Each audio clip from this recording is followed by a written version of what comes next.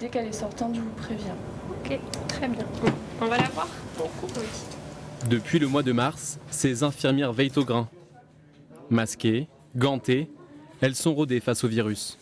Mais depuis la première vague, la stratégie a évolué. Il faut prendre en charge tous les malades. Aujourd'hui, on n'arrête pas les autres activités parce que les autres patients ont besoin aussi d'être pris en charge dans leur pathologie chronique. Dans ce service, la majorité du personnel est désormais formée à la prise en charge des patients Covid. Car on se prépare malgré tout à une hausse des hospitalisations. Vous êtes ici à l'entrée d'un service qui normalement est en capacité d'hospitaliser 16 personnes pour des soins aigus en maladies infectieuses.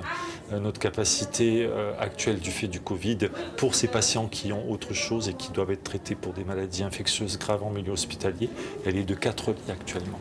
Car la situation s'aggrave en Limousin. Depuis fin août, le taux d'incidence ne cesse de grimper.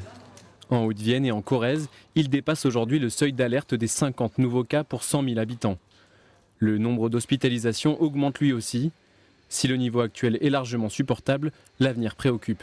Comme il y a toujours un décalage entre l'augmentation de la circulation virale et l'augmentation du nombre d'hospitalisations, si le taux d'incidence continue à augmenter en Haute-Vienne, on peut voir d'ici peut-être 1, 2, 3 semaines, le nombre d'hospitalisations augmenter aussi de façon importante dans ce département. Pour faire face à cette deuxième vague, le CHU compte sur le soutien des autres hôpitaux de la région et sur la population pour le respect des gestes barrières.